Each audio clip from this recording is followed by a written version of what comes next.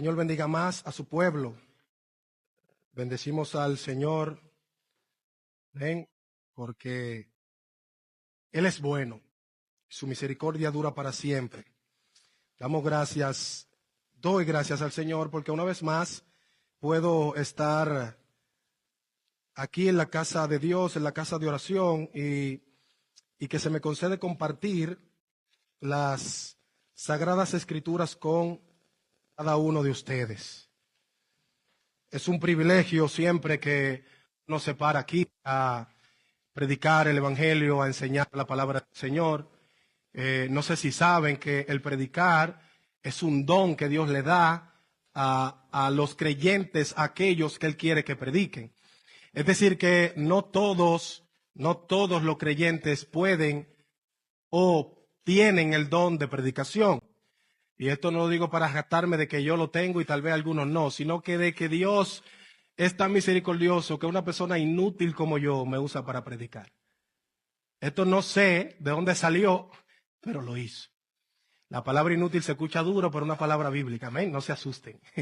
Inútil somos delante de Dios, o sea, somos personas que no sabemos hacer nada. Él es que pone en nosotros el querer como el hacer para su buena voluntad. Él es que da el conocimiento. Él da la sabiduría. ¿O de quién viene la sabiduría? Amén. ¿No es de Dios? Todo viene de Dios. El conocimiento viene de Dios. Todo viene de Dios. Así que el hecho de que yo esté aquí parado todos los días o cada vez, ¿verdad? Que me paro me sorprende. Porque siempre, no sé si otra vez se lo he dicho, siempre que me avisan que voy a predicar y luego avanzo a preparar el sermón, yo me siento y digo, Señor, ¿y qué yo voy a hacer ahora? Porque ciertamente yo no sé. Me paro, abro mi Biblia, la Biblia de estudio, el comentario, la tablet, aquella Biblia también, tengo 30 Biblias diferentes y uno no sabe qué hacer. Porque la predicación no depende de conocimiento, la predicación no depende de sabiduría humana, la predicación depende del don de Dios. No sé si recuerdan cuando el Señor le dijo a sus discípulos que obviamente eso no aplica literalmente a esta posición de predicación, pero le dijo en una ocasión a sus discípulos que cuando lo agarren, cuando lo llamen a la atención, cuando lo vayan a meter preso, cuando lo estén persiguiendo, no se preocupen por qué deben de decir, porque el Espíritu le va a dar que hablar.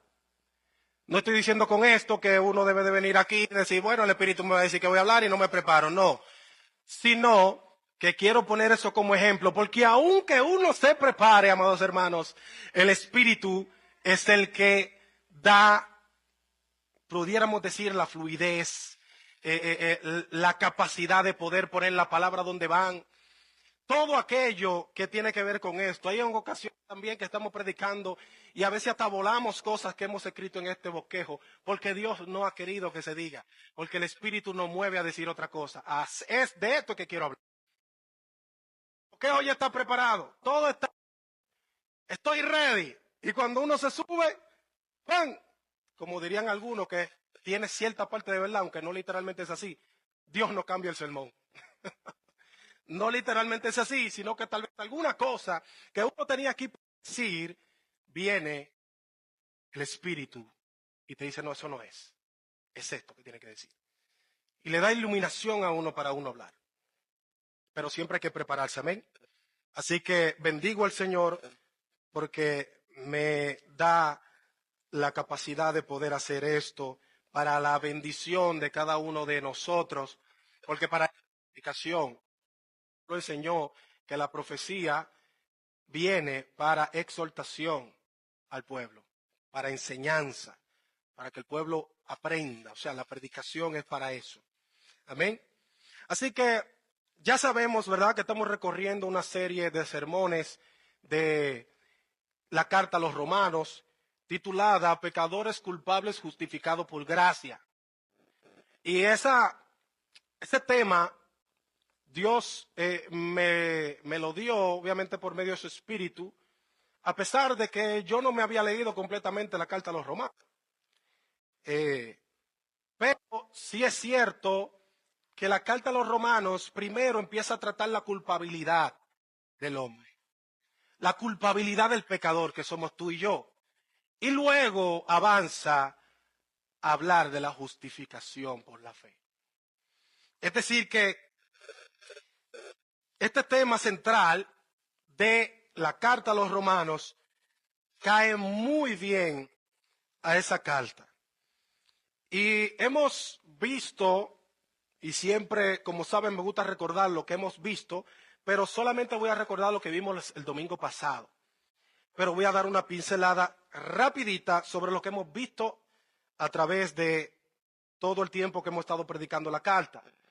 Vimos en el capítulo 1 donde Pablo menciona la culpabilidad del gentil, o sea, de aquel que no es judío.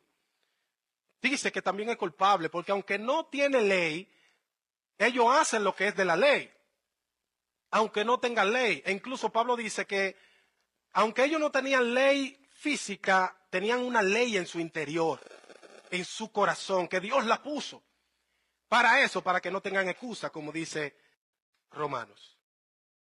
Luego, vemos que en el capítulo 2, Pablo se enfoca en los judíos de Roma. Y comienza a anunciar o anunciarles que ellos también son culpables. Porque ellos, aún teniendo la ley, no hacían lo que era de la ley. Aún teniendo la palabra, dice Pablo que a ellos se les fue entregada la palabra de Dios, ellos no la practicaban. Entonces Pablo insinúa que ellos son más culpables aún que los propios gentiles que no tenían ley. Es decir, que Pablo aquí entonces engloba a toda la raza humana en el capítulo 13 en adelante, desde el versículo 9, de que todos estamos bajo pecado. O sea, tanto el gentil, aquel que está en el Amazonas, aquel que está en la jungla, que nunca ha escuchado de Cristo, nunca ha tenido una Biblia, incluso no tiene ni siquiera un idioma, hablan por señas, también es culpable delante de Dios. Tamares, ¿por qué? Porque se le fue puesta una ley moral en su interior.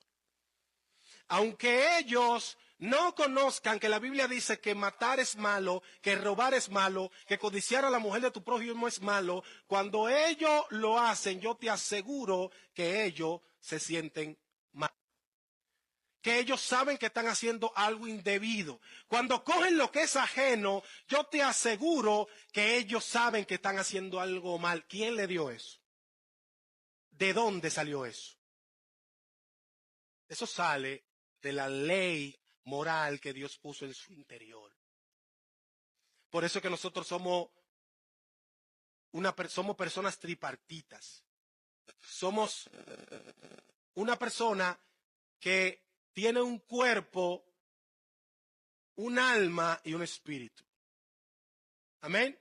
Y en el alma ya enseñábamos que es donde se alojan los pensamientos, los deseos, las malas intenciones. Cuando la Biblia habla de las malas intenciones del corazón, no es del corazón que bombea sangre, son las intenciones del alma, aquellas intenciones que están dentro de nosotros. Amén. Es decir, que no hay nadie decente delante de Dios, pero la salvación está en el Señor. Amén. Entonces, ahora vamos a ver cómo Pablo trae a la conversación nuevamente la ley. Para culminar su propósito inicial, que era declarar que todos somos culpables delante de Dios, tanto judíos como gentiles, ya decía. Todos somos hallados culpables y por las obras de la ley no es posible que eso cambie, ya que la ley a nadie justifica, o sea, a nadie salva, como vamos a ver más adelante. El tema que yo le he puesto a mi mensaje de esta noche es la función de la ley y la posición moral del hombre. La función de la ley y la posición moral del hombre. ¿Por qué la función de la ley? Bueno, porque vamos a ver para qué vino la ley. ¿Para qué Dios dejó una ley? ¿Para qué Dios dio una ley a Moisés, a su pueblo Israel? Y luego vamos a ver cuál es la posición moral del hombre delante de Dios. Y vamos a estar basando nuestro mensaje en la carta a los Romanos, capítulo 3, versos 19 al 20, que son los últimos versículos de la idea que viene tratando Pablo desde el versículo 9. Amén. Vamos a ver qué dice la palabra del Señor. Y recuerden que yo estaré desde la Nueva Versión Internacional, una traducción más clara. ¿Estamos ahí? Dice, ahora bien, sabemos que todo lo que la ley dice, lo dice a quienes están sujetos a ella, para que todo el mundo, subraye eso, todo el mundo se calle la boca y quede convicto delante de Dios. Por tanto, nadie será justificado en presencia de Dios por hacer las obras que exige la ley. Más bien, mediante la ley cobramos conciencia del pecado. Señor, gracias por tu amor y misericordia. Gracias, Señor, porque en tu infinita misericordia te place que un siervo como yo pueda anunciar tu evangelio, tu palabra, y que pueda, Señor mi Dios, estar aquí delante de mis hermanos, predicándole, no porque yo sea mejor que ellos, sino porque así mismo como yo le predico a ellos, también me predico a mí, y todos, ambos, a una misma, somos edificados. Gracias, Señor. Bendice tu iglesia. Padre, tuya es la gloria. Obra en los corazones, abre el entendimiento, permítelo comprender qué tú nos dirás esta noche. En tu nombre, Señor Jesús. Amén. Bien. Aquí vemos, amados hermanos, en estos textos que leímos, que Pablo termina la idea que comenzó en el versículo 9, hablando nuevamente de la ley. Había acusado, como ya decía, a gentiles que pecaron sin ley como a judíos que pecaban aún teniendo la ley. Y una pregunta que puede surgir a nosotros ver esto es la siguiente. ¿Por qué Pablo habla tanto de la ley? No anoté cuántas veces Pablo habla de la ley en estos primeros 3 capítulos de Romanos, pero son muchas. Muchas veces menciona la palabra ley, muchas veces habla de la ley. ¿Por qué Pablo habla tanto de la ley? Bueno, la respuesta es la siguiente. Por lo tanto que los judíos se jactaban de que guardaban la ley y su creencia en que serían salvos por la ley. Era tanta su jactancia de la ley que Jesús pone un ejemplo en una parábola sobre eso en Lucas 18 del 11 al 14. Y vamos a verlo. Yo quiero que vayan allá. Y vamos a recordar esta parábola que Jesús dice en el Evangelio de Lucas, capítulo 18, verso 11 al 14. Dice lo siguiente: el fariseo, puesto en pie, oraba consigo mismo de esta manera: Dios, te doy gracia porque no soy como los otros hombres, ladrones, injustos, adúlteros, ni aun como este publicano. Había alguien al lado de él. Dice, ni aun como este publicano. Ayuno 2 veces a la semana. Ahí está, la ley. Doy diezmos de todo lo que gano. Eso era lo que enseñaba la ley. Mas el publicano, él se refiere a la persona que estaba con él, perdón, aquí se refiere a Jesús. Mas el publicano, estando lejos, no quería ni aún alzar los ojos al cielo, sino que golpeaba su pecho diciendo: Dios, sé propicio a mí, pecador. Os digo, dice el Señor, que éste descendió a su casa justificado antes que el otro. ¿Cuál el otro? El fariseo. Porque cualquiera que se enaltece será humillado, y el que se humilla será enaltecido. Si no bien es cierto que este texto, esta parábola, no está hablando de la ley, sino que está hablando de la falta de humildad de este hombre. Por eso dice que el que se humilla será enaltecido. Este es un buen ejemplo para nosotros ver lo que Pablo está diciendo en la carta a los romanos. Los judíos entendían que porque tenían la ley ellos eran salvos. Los judíos entendían que porque supuestamente guardaban la ley, ellos iban a ser salvos. Cuando primero eso no era cierto y segundo tampoco tú puedes ser salvo por eso. Primero, nadie puede guardar la ley a su cabalidad y segundo, tampoco seremos salvos por la ley. Este es un buen ejemplo para nosotros ver lo que Pablo está diciendo. Lo mismo lo dijo Cristo. El judío se enaltece de que tiene la ley, de que posee el conocimiento de la verdad, como veíamos anteriormente. Pero ciertamente no guardan esa verdad que tienen. No guardan esa verdad que conocen, no la practican. Es decir, que ellos ciertamente eran aún más culpables que los gentiles delante de Dios. Entonces, por eso Pablo habla tanto de la ley y termina esta idea que comienza en el versículo 9, hablando, bendito sea el Señor, de que ellos creen que serán salvos por la ley.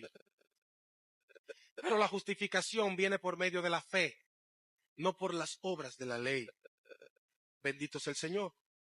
Pablo tenía, amados hermanos, que derribar esta idea.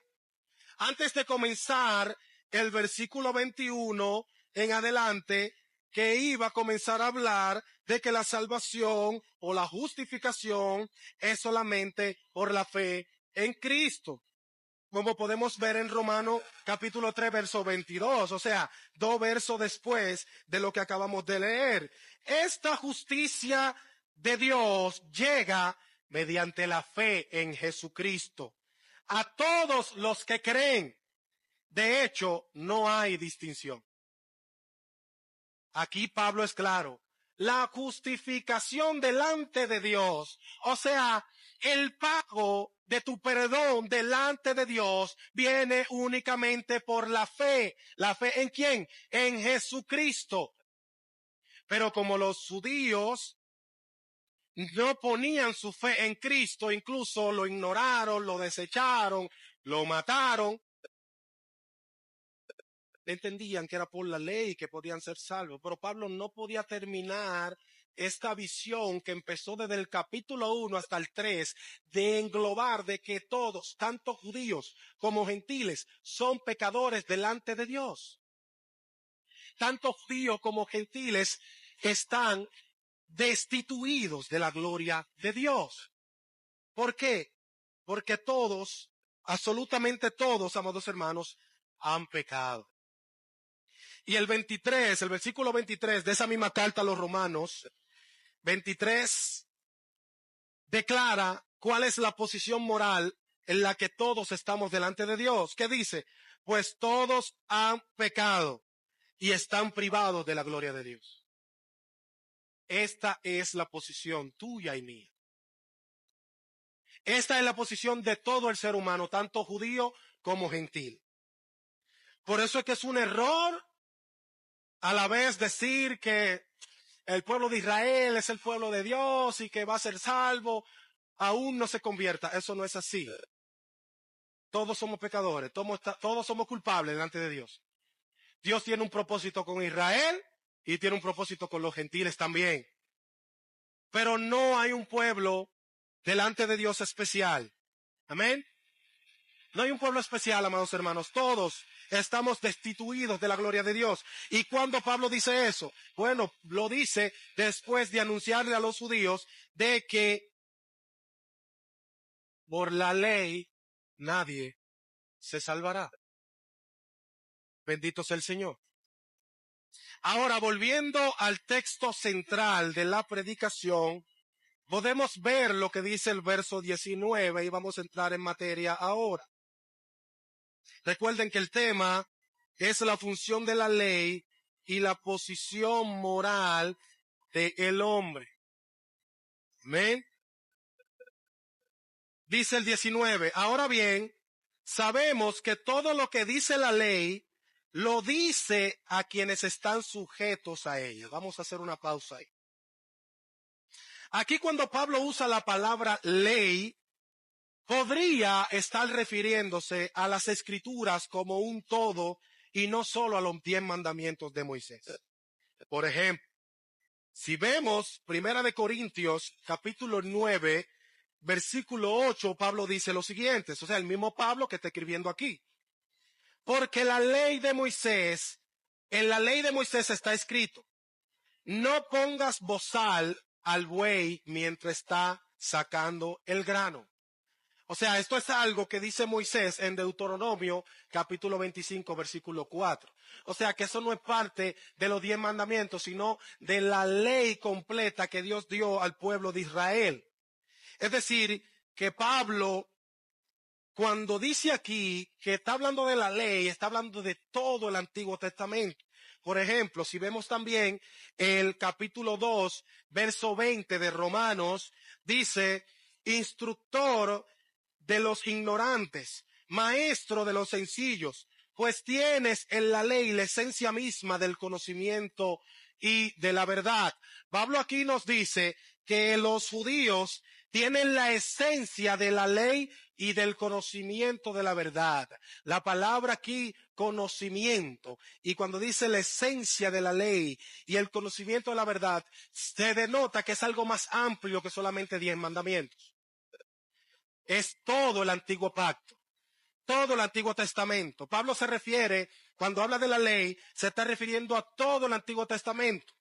¿Por qué? Bueno, porque también Pablo tiene que hacer la salvedad de que no seremos salvos por las fiestas judías, por el Yom Kippur y por todas estas fiestas que ellos guardan. No, todo eso era sombra de lo que había de venir, dice la palabra del Señor. Es decir, que ni siquiera por eso. O sea, que el judío la guarde o celebre esa fiesta, no hay ningún problema. El problema es que digan que si no hacemos eso, no somos salvos. No es así. Somos salvos solamente por la fe en nuestro Señor Jesucristo. Y esas obras de la ley, esos requisitos de la ley del antiguo pacto, no están vigentes para la iglesia ni para nadie. Nadie que quiera guardarlo está obligado. Amén. Entonces, cuando el texto enseña, bendito sea el Señor, ahora bien, sabemos que todo lo que la ley dice, lo dice a quienes están sujetos a ella, lo está diciendo a los judíos. Lo que dice la ley a quienes están sujetos a ella, está hablando de los propios judíos, a quienes Dios entregó la ley, como enseña Pablo anteriormente también en el capítulo 2, verso 12, y en el capítulo 3, verso 2, cuando dice que a ellos se les fue entregada la palabra de Dios. Se puede decir también cuando a ellos se les fue entregada la ley. O sea, todo el Antiguo Testamento. Es decir, que ciertamente ellos tenían la ley, pero Pablo tiene que dejarle claro de que su salvación no depende de la ley, sino solamente por la fe. Vamos a ver el final de el versículo 19, que dice, para que todo el mundo se calle la boca y quede convicto, o sea, quede culpable delante de Dios. Aquí vemos el propósito de Pablo nuevamente. Dejar claro que tanto judíos que tienen la ley como gentiles que no tienen la ley son hallados culpables delante de Dios. Porque todos hemos pecado de igual manera. Y estamos destituidos de la gloria de Dios, es lo que dice en Romanos capítulo 3, verso 23. O sea, un poco más adelante de los textos que estamos leyendo. Todos estamos destituidos, amados hermanos, de la gloria de Dios. Amén. Porque nadie puede jactarse, ni el que guarda, ni el que no guarda la ley. No puede jactarse en ella. Los judíos, eso era lo que hacían, se jactaban en la ley, enseñando que había que guardar la ley para ser salvo. Pablo dice que no. No porque nos manda a abrogarla, sino porque nos manda a entender que nosotros no podemos guardar la ley. Bendito es el Señor. Vamos a ver el verso 20. Dice, por tanto, nadie será justificado en presencia de Dios por hacer las obras que exige la ley. Vamos a dejarlo ahí. El veredicto por el que Dios declara justa a una persona no puede depender de ninguna manera de actividad humana, sino solo de la fe. Es solamente por la fe, como vamos a volver a ver en Romanos capítulo 3 versículo 22, que dice, esta justicia de Dios llega mediante la fe en Jesucristo a todos los que creen, no a todos los que guardan la ley, a todos los que creen en quién, en su nombre, en el nombre de Jesús. Entonces hay una pregunta que surge o tal vez puede surgir en ustedes en este momento. Entonces, ¿para qué sirve la ley? ¿Cuál fue su función? ¿Para qué vino la ley?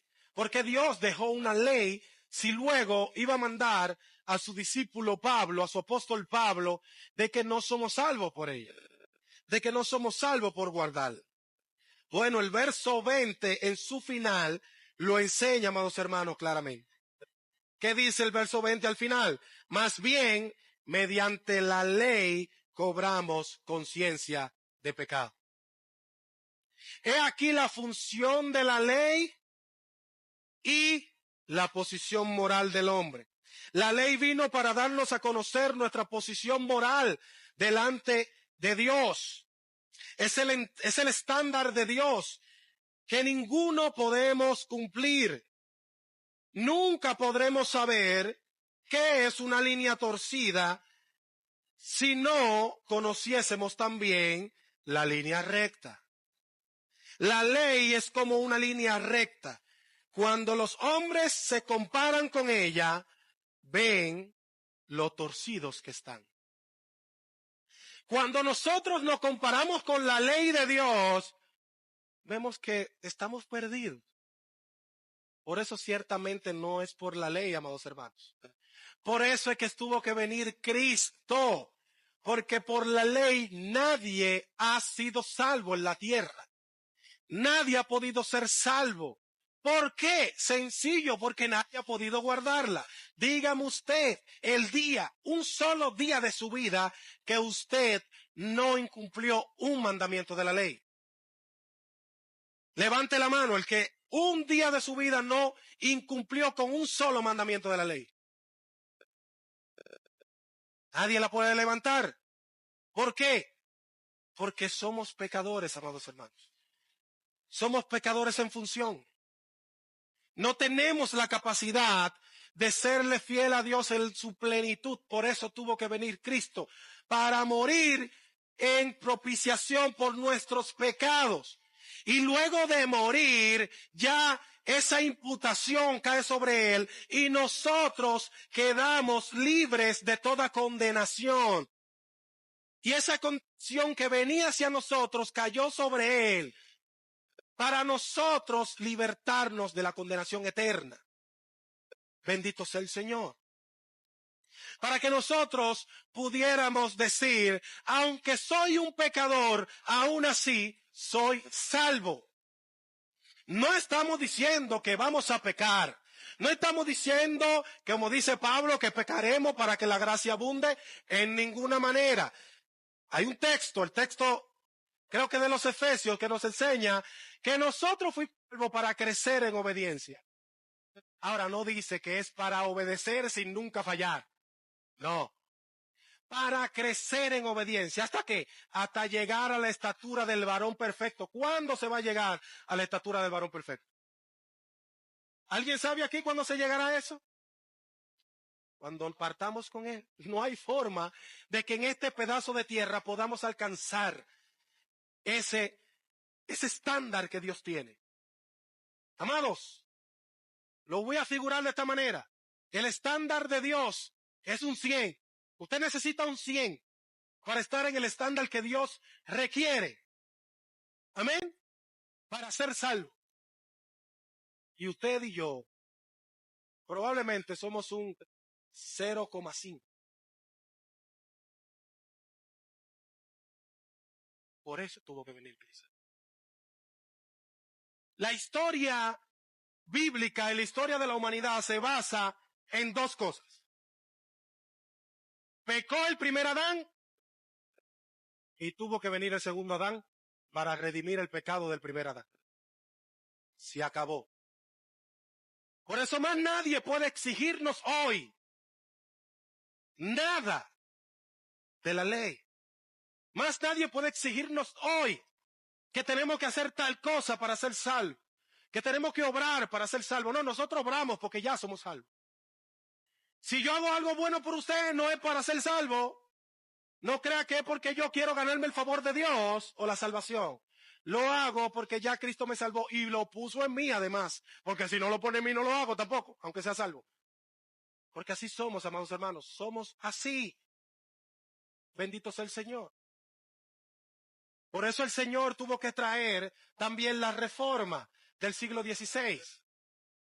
¿Por qué? Porque la iglesia se había desviado a lo que ya Pablo había enseñado. La justificación es solamente por la fe. Y empezó la iglesia a predicar que no, que la justificación es fe más obras. Fe más obras. Y cuando llegó el tiempo de la indulgencia, cuando llegó el tiempo de todas estas cosas que cobraban dinero para que tú te ganes el favor de Dios, la salvación, Dios levantó un hombre como Martín Lutero para que acabe con eso. Y la iglesia sea reformada, y por eso hoy podemos volver a decir, no es por las obras de la ley, sino por la gracia, amados hermanos. No hay nada que podamos hacer para ser santos. Vuelvo y repito el ejemplo que puse ahorita. El estándar de Dios, amados hermanos, es como una línea recta, pero nosotros estamos torcidos. No hay forma de que nosotros podamos llegar a estar en línea recta. ¿Y quién nos pone en línea recta? Su Hijo Jesucristo. Cristo nos pone en línea recta. Así que la ley, amados hermanos, es buena cuando se emplea para producir convicción de pecado, pero es inválida como salvadora del pecador.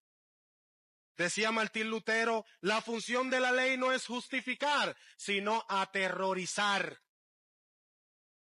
El texto 20 nos enseña que la ley vino para darnos convicción de pecado, para darnos conciencia del pecado. La ley vino para decirnos a nosotros, mira, tú eres un pecador y necesitas de un salvador. Y esa salvación no viene por la ley, que soy yo, me figuro como la ley, no viene por la ley que soy yo, porque como quiera tú no vas a poder guardarme, tú no vas a poder guardar la ley. Viene única y exclusivamente por el Cristo que murió en el madero, por aquel que murió y resucitó al tercer día. Pon tu fe en él y serás salvo. Más nada te va a salvar. Más nada podrá salvarte. Por más confesiones que haga, por más obras que hagas, si tu fe no está puesta en Cristo Jesús como autor y consumador de la fe, no vas a ser salvo. Eso es lo que enseña Pablo en los Romanos, y eso es lo que enseña toda la Biblia. Vuelvo y repito, la historia de la iglesia, la historia del mundo. La historia del mundo se basa en que un hombre vino al mundo y pecó, y tuvo que venir otro hombre al mundo para ser la propiciación del perdón de ese hombre primero que vino al mundo. Para ser el que tomará el lugar del Adán primero, para recibir toda la ira de Dios, lo vimos anteriormente, y así nosotros no recibir esa condenación. Porque ciertamente, mis hermanos, si Cristo no hubiese pisado la tierra, si Cristo no hubiese muerto por nuestros pecados, nosotros no tendríamos forma de salvarnos. Porque sí, Dios nos mandaba a guardar la ley, pero ni usted ni yo podíamos hacerlo. Hermano, Pablo condena a los judíos porque decían que tenían la ley, se jactaban de la ley. En una ocasión Cristo se encuentra con un joven rico y el joven rico le dice, ¿qué debo hacer para ser salvo? ¿Y qué le dice Jesús? Guarda la ley. Y él le dice, yo guardo la ley desde mi juventud. ¡Mentira! Después le dice más adelante, bueno, pues ahora vende todo lo que tiene y dáselo a los pobres. ¿Y qué hizo? Se fue y se entristeció. ¿Y qué tuvo que decir Cristo? Es más fácil que entre un camello por el ojo de una aguja que un rico al reino de los cielos. El ojo de una aguja era una puerta que era muy pequeña, muy estrecha. Y ustedes saben que los camellos son grandes, ¿verdad?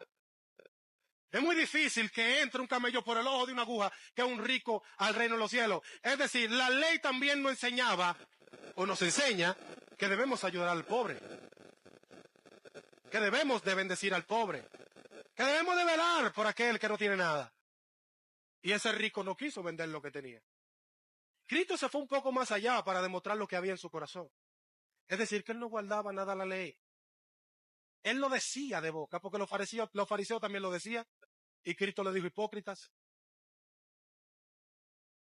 Porque diezmaban de la menta y del comino.